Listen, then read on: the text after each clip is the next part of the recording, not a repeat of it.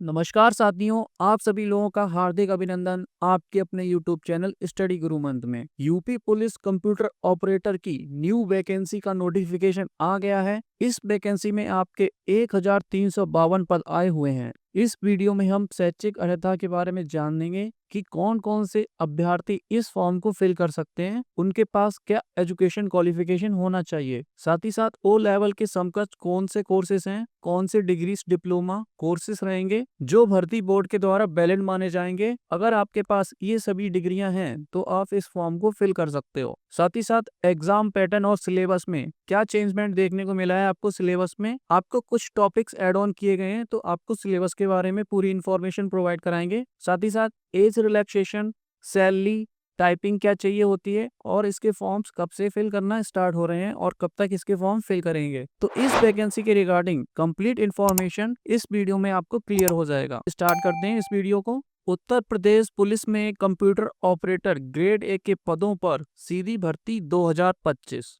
UP police computer operator की अगर salary की बात की जाए तो ये बैंड 5,200 से 20,200 की बैंड पे की आपकी सैलरी बनेगी इसमें कंप्यूटर ऑपरेटर में। इसमें ग्रेड पे 2,400, नए वेतमान में वेतन मैट्रिक्स लेवल 4 रुपए 25,500, 81,100 आपकी सैलरी बनेगी। तो लेवल 4 के अकॉर्डिंग आपकी जो सैलरी है वो 25,500 से 81,100 बनने वाली है। अगर पदों की बात की जाए कंप्यूटर ऑपरेटर 2025 वैकेंसी में, तो आपके जनरल के 545 पद आए हुए हैं, ईडब्ल्यूएस के 134 पद आए हुए हैं, अन्य पिछड़ा वर्ग ओबीसी के 364 पद आए हुए हैं, अनुसूचित जाति एससी के 283 पद आए हुए हैं और अनुसूचित जनजाति के एसटी के 26 पद आए हुए हैं।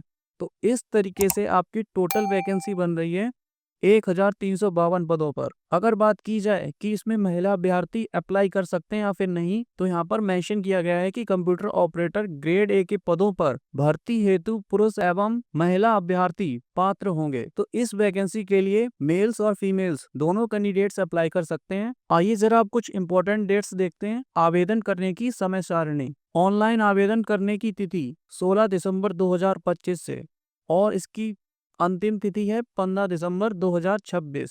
आवेदन शुल्क जमा करने की तिथि 16 दिसंबर 2025 से 15 जनवरी 2026। जमा किए गए शुल्क के समायोजन की तिथि 15 जनवरी 2026 से 18 जनवरी 2026। फॉर्म को फिल करने के लिए अगर आवेदन शुल्क की बात की जाए तो सामान्य ईडब्ल्यूएस, अन्य पिछड़ा वर्ग ओबीसी के अभ्यर्थियों को 500 रुपए फीस देनी होगी और अनुसूचित जाति, अनुसूचित जनजाति के अभ्यर्थियों को 400 रुपए फीस का पे आउट करना होगा। शैक्षिक अर्हता की बात की जाए, एजुकेशनल क्वालिफिकेशन मान्यता प्राप्त बोर्ड से इंटरमीडिएट परीक्षा में भौतिकी शास्त्र और गणित विषयों के साथ उत्तीर्ण होना आवश्यक है। इसका मतलब यह है कि 12th में आपका फिजिक्स और मैथ होना कंपलसरी है। अगर आपका 12th में फिजिक्स केमिस्ट्री के साथ बायो है तो फिर आप इस फॉर्म को फिल नहीं कर पाएंगे। साथ ही साथ अदर कैंडिडेट्स जो साइंस स्ट्रीम से नहीं है और उनके पास मैथ्स नहीं है तो वो भी इस फॉर्म को फिल नहीं कर पाएंगे।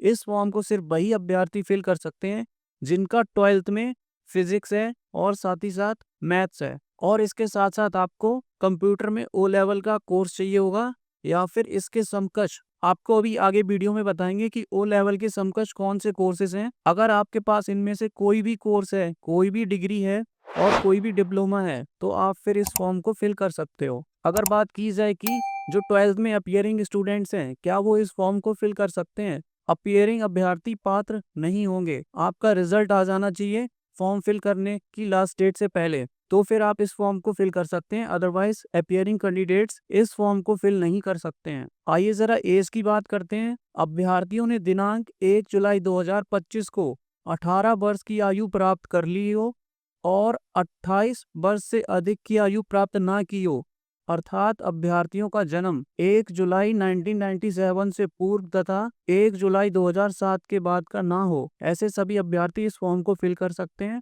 आपको 18 ईयर्स से 28 ईयर्स के बीच की आपकी एज होनी चाहिए। आपका जन्म 1 जुलाई 1997 से पहले का नहीं होना चाहिए और आपका डेट ऑफ बर्थ 1 जुलाई 2007 के बाद का नहीं होना चाहिए। बात की जाए एज रिलैक्सेशन की उसके बारे में आपको जानकारी देते हैं। एज रिलैक्सेशन की बात की जाए तो आपको आरक्षण के अनुसार एज रिलैक्सेशन मिलने वाला है। अनुसूचित जाति एससी के लिए आपको 5 वर्ष की छूट मिलेगी।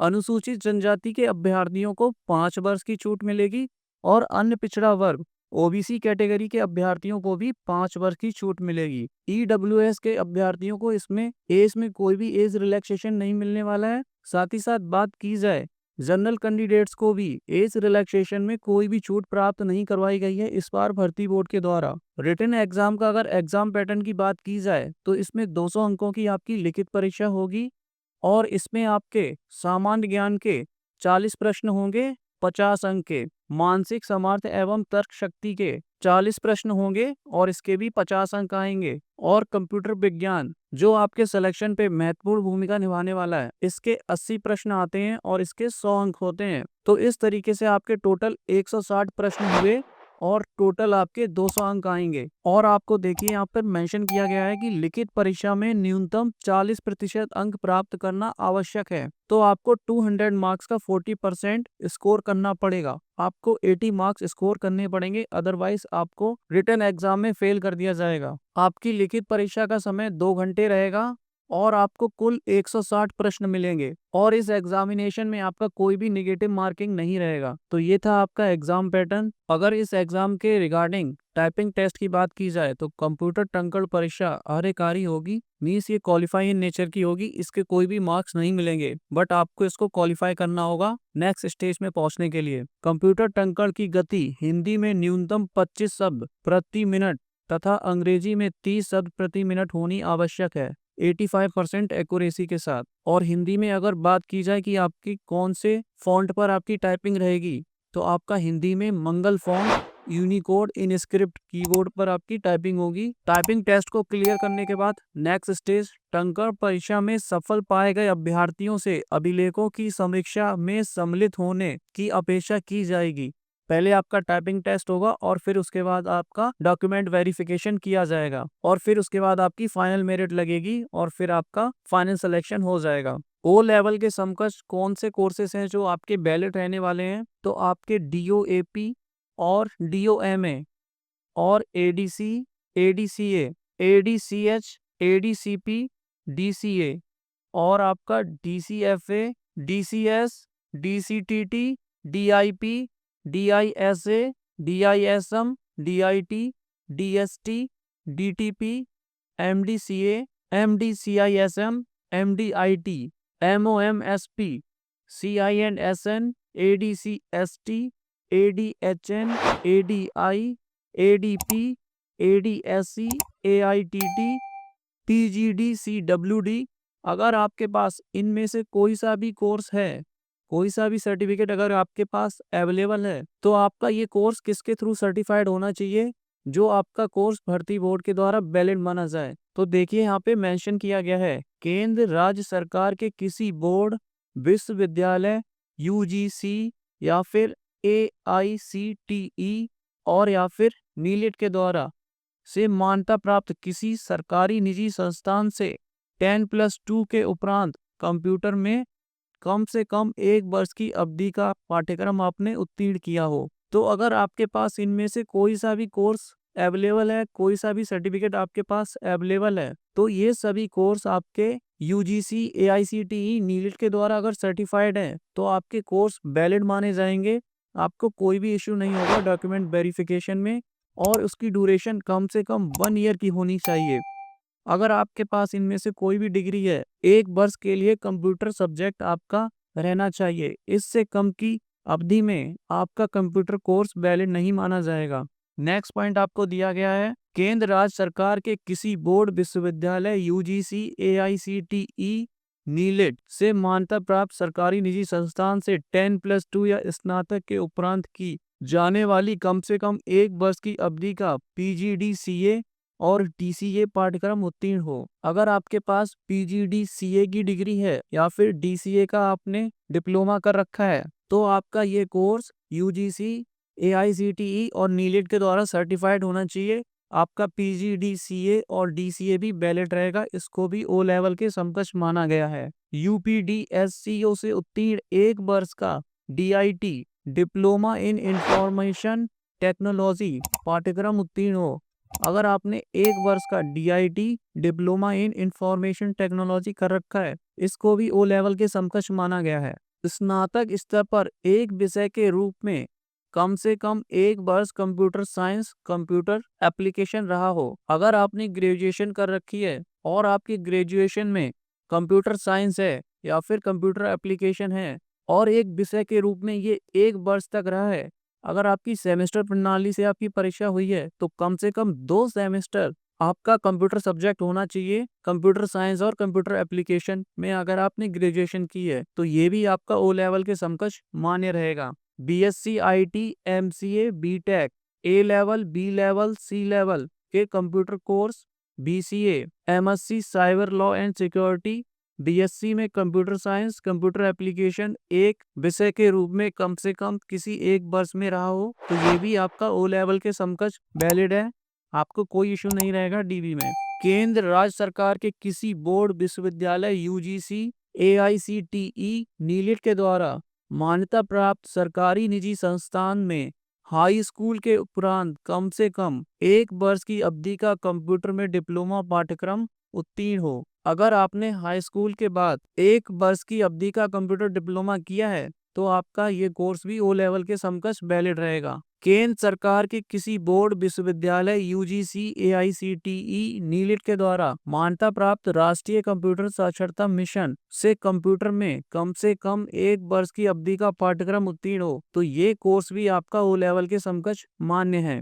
ITI से 52 सप्ताह का computer operator and programming assistance COPA course उत्तीर्ण हो तो ITI से अगर आपने कोपा कर रखा है तो ये भी O लेवल के समकक्ष वैलिड रहने वाला है। केंद्र सरकार के किसी बोर्ड विश्वविद्यालय UGC AICTE नीलिट से मान्यता प्राप्त सरकारी निजी संस्थान से 3 वर्षीय diploma in computer engineering information technology electronics engineering उत्तीर्ण हो। अगर आपने computer engineering information technology electronics engineering में डिप्लोमा कर रखा है तो ये भी O लेवल के समकक्ष वैलिड है। तो ये सभी कोर्सेज हैं जिनको O लेवल के समकक्ष माना गया है। अगर इनमें से आपके पास कोई भी कोर्स या डिग्री है तो ये O लेवल के समकक्ष मान्य है, अतः आप इस फॉर्म को फिल कर सकते हो। आपका 12th में PCM होना चाहिए और आपके पास 1 वर्ष का कंप्यूटर का कोर्स होना चाहिए। अगर बात की जाए कि इसका सिलेबस क्या रहने वाला है और क्या क्या चेंजमेंट्स देखने को मिल रहे हैं इस बार सिलेबस में,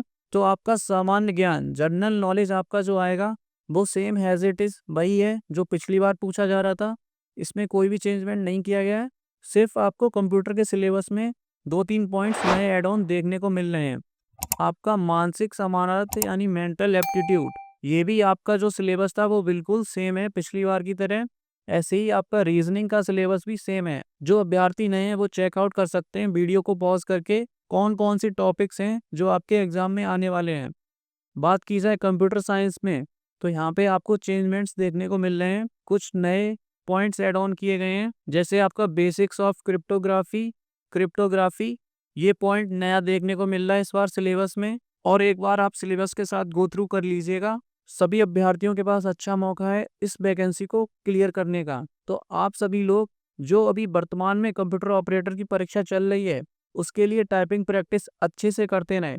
अगर आपका उस भर्ती में सिलेक्शन नहीं हो पाता है तो आपको इस भर्ती में मौका मिलेगा, आपकी टाइपिंग प्रैक्टिस यहाँ पर काम आ जाएगी। तो मैं आशा करता हूँ कि आप सभी लोग टाइपिंग पर फोकस करते हुए वर्तमान भर्ती की टाइपिंग परीक्षा में सम्मिलित होंगे। आपको टाइपिंग का अच्छा खासा एक्सपीरियंस मिल जाएगा और फिर इस वैकेंसी में आपको कोई भी डिफिकल्टीज फेस नहीं करनी पड़ेगी टाइपिंग टेस्ट के रिगार्डिंग। तो इस वैकेंसी के रिगार्डिंग मैंने आपके सभी डाउट्स क्लियर कर दिए हैं। एज रिलैक्सेशन सिर्फ आपको रिजर्वेशन के अकॉर्डिंग मिल रहा है, एक्स्ट्रा एज रिलैक्सेशन नहीं प्रोवाइड किया गया है इस बार भर्ती बोर्ड के द्वारा। आपको मैंने एजुकेशन क्वालिफिकेशंस क्या क्या रहते हैं ये डाउट भी क्लियर कर दिया है। आपका टाइपिंग स्पीड कितनी रिक्वायरमेंट होती है और हिंदी की टाइपिंग आपकी मंगल फॉन्ट पर होती है, मंगल इनस्क्रिप्ट फॉन्ट पे, और आपकी स्पीड क्या रहेगी ये बता दिया है आपको। और आपका एग्जाम पैटर्न बता दिया है, इसमें कोई भी नेगेटिव मार्किंग नहीं रहती है और आपको मिनिमम 40% मार्क्स स्कोर करने पड़ेंगे, अदरवाइज आपको फेल कर दिया जाएगा। और आपको एज के बारे में बता दिया है कि आपकी एज मिनिमम 18 ईयर्स होनी चाहिए